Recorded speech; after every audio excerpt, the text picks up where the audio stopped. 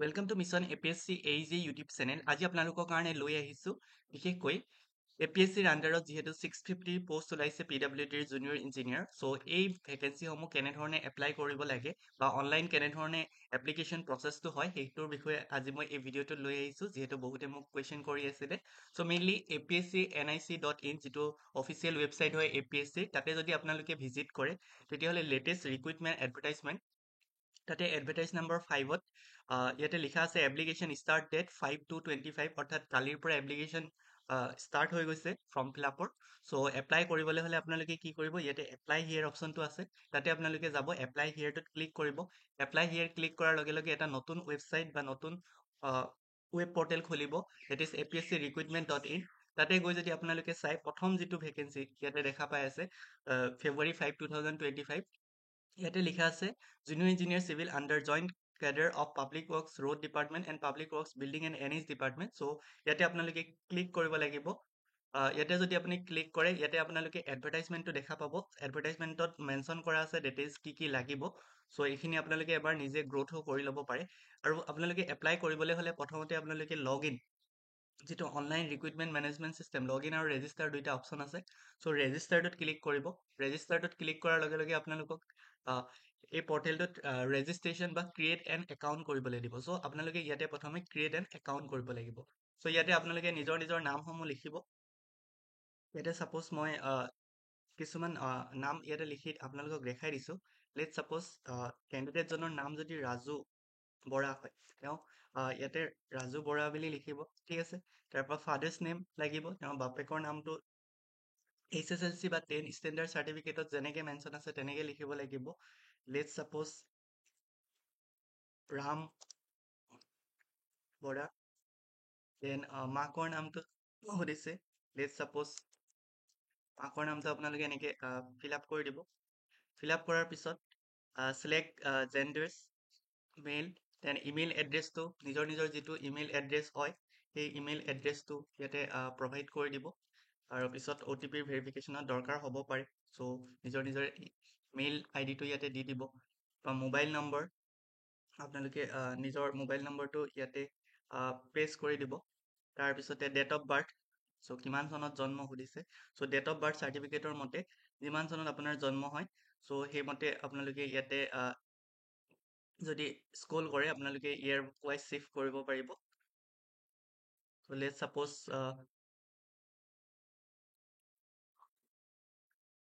কাৰোবাৰ ছাপ'জ জন্ম হৈছে জানুৱাৰী 1 তাৰিখে, চ' তেওঁ তেনেকে লিখিলে।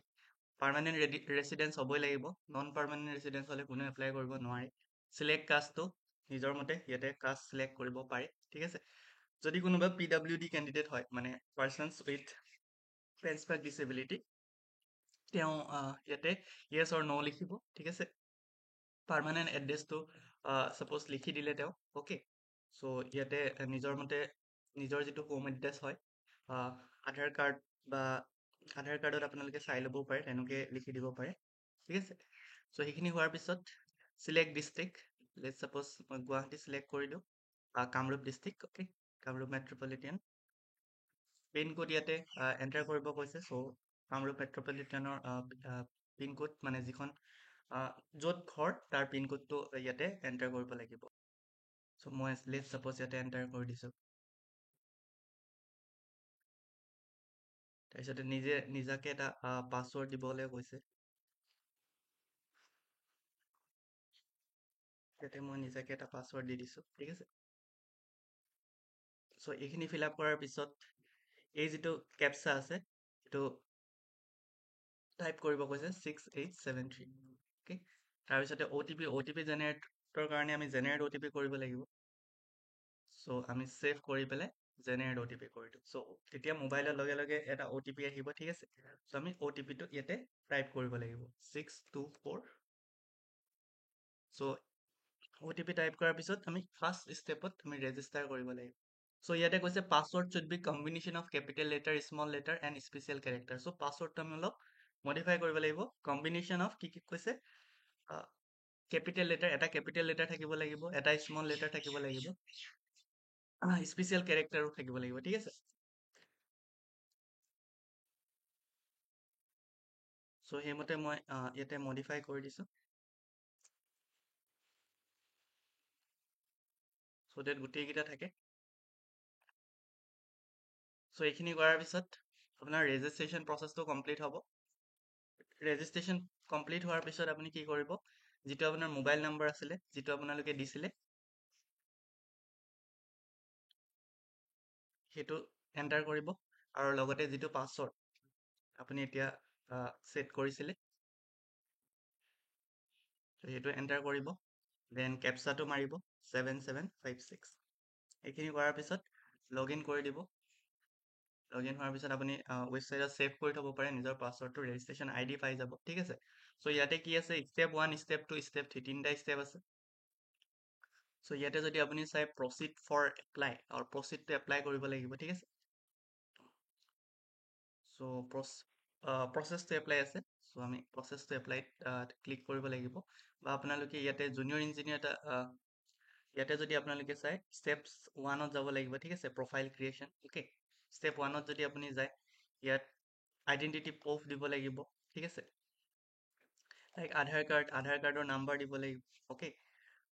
তাৰপিছতে পাৰ্চনেল ডিটেইলছত এইখিনি বাই ডিফল্ট ফিল আপ হৈ যাব, যিহেতু ৰেজিষ্ট্ৰেশ্যন আপুনি কৰিছিলে।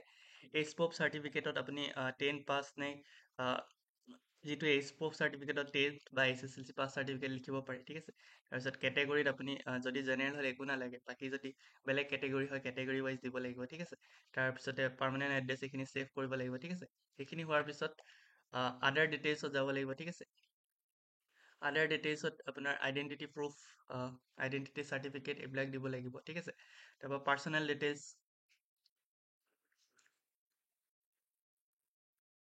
এইখিনি হৈ গ'ল। তাৰপৰা এডুকেশ্যনেল কোৱালিফিকেশ্যনত আপোনালোকে ইয়াতে এড কৰিব লাগিব, এড নিউ কোৱালিফিকেশ্যন দি পেলাই যিখিনি আপোনালোকৰ ডিপ্ল'মা ৰেকৰ্ডছ হয় এইখিনি দিব লাগিব, ৱৰ্ক এক্সপিৰিয়েঞ্চ কিবা থাকিলে দিব লাগিব, ঠিক আছে। চ' তেনেধৰণে আপোনালোকে প্ৰফাইলটোত 3টা ষ্টেপত, ইয়াত যেনেকৈ দেখাইছে 3টা ষ্টেপত আপোনালোকে যদি ফিল আপ কৰে, তেতিয়াহ'লে আপোনালোকৰ আল্টিমেটলি লাষ্টত পে'মেণ্ট কৰাৰ পিছত পে'মেণ্টটো ছাকচেছ হোৱাৰ পিছত আপোনাৰ এপ্লিকেশ্যনটো ছাকচেছ হয়। চ' ইয়াতে টোটেল এপ্লিকেশ্যনছ এপ্লাইড দেখাই দিব আপোনাক। চ' কিমান আপুনি এপ্লাই কৰিছে, কিমান ছাবমিটেড হ'ল, অ'কে, কিমান এক্টিভ ষ্টেজত আছে, গোটেইখিনি দেখাই দিব। চ' আপোনালোকে তেনেধৰণে নিজৰ ফৰ্ম ফিল আপটো কৰিব পাৰে, অ'কে। চ' ইয়াত যিহেতু আপুনি এপ্লাই কৰিবলৈ হ'লে ইয়াতে যদি আপুনি চাই 3টা ষ্টেপ আছে, প্ৰফাইল ক্ৰিয়েশ্যনছ, তাৰপিছত ষ্টেপ 2ত আছে এপ্লিকেশ্যন ছাবমিট আৰু কেনচেল এপ্লিকেশ্যন। ত' মাই এপ্লিকেশ্যন ছেকশ্যনত গৈ পেলাই কেনচেলো কৰিব পাৰে, কেনচেল কৰাৰ অপশ্যন আছে, ঠিক আছে। ত' ইয়াতে লিখা আছে, চ' প্ৰথম কমপ্লিট প্ৰফাইলটো কমপ্লিট কৰিব লাগিব, আৰু যি ডকুমেণ্ট বিচাৰে সেইখিনি দিব লাগিব। Size of photograph image must not exceed 200 KB, resize of photo copies 200 to 150 pixel, তেনেকৈ মিলাই ল'ব। চিগনেচাৰ 100 to 150 পিক্সেল মিলাই ল'ব। You can only apply to available job posting after completion and submission of your profile data. So' প্ৰথম আপুনি profile ডাটাটো submit কৰিব লাগিব, ঠিক আছে, তাৰপিছতে এপ্লাই কৰিব পাৰিব। চ' তাৰপিছতে after submitting application section, my application link to view all you submitted application, মানে যিখিনি ছাবমিট কৰা হ'ল, ছাবমিট কৰাৰ পিছত এপ্লিকেশ্যনটোৰ কিন্তু প্ৰিণ্ট আউটো উলিয়াব পাৰি মাই এপ্লিকেশ্যন এপটোত গৈ পেলাই। আৰু যদিহে আপোনালোকে পে'মেণ্ট প্ৰচেছটো কমপ্লিট কৰা নাই, তেতিয়া পে'মেণ্ট পেণ্ডিং ষ্টেটাছটো দেখাব, আৰু পে'মেণ্ট লিংকটোত গৈ পেলাই পে'মেণ্টটো কমপ্লিট কৰাৰ পিছতে আপোনালোকে সেই যিটো PDF হয় বা সেই প্ৰিণ্ট আউটটো উলিয়াব পাৰে। চ' এইখিনি আছিলে। চ' ইয়াতে আপোনালোকে প্ৰথম ষ্টেপ 1ত গৈ গোটেইখিনি বস্তু ডিটেইলছত পূৰাব লাগিব। তাৰপিছতে এডুকেশ্যনেল কোৱালিফিকেশ্যনৰ ডিটেইলছখিনি পঠাব লাগিব, বা ডিটেইলখিনি পূৰাব লাগিব। ৱৰ্ক এক্সপিৰিয়েঞ্চ যদি আছে পূৰাব লাগিব, আৰু আপডেট প্ৰফাইল ডকুমেণ্টছ, যিখিনি ডকুমেণ্টছ আপোনালোকে 1 by 1 ষ্টেপ যদি ছাবমিট কৰে, তেতিয়াহ'লে আপোনালোকে দেখা পায়ে যাব কি ছাবমিট কৰিবলগীয়া হয়, ঠিক আছে। চ' এনেধৰণে আপোনালোকে নিজৰ এপ্লিকেশ্যন প্ৰচেছটো কণ্টিনিউ কৰিব পাৰে। চ' এইখিনি আছিলে আজিৰ আপডেট। থেংক ইউ ফৰ ৱাচিং।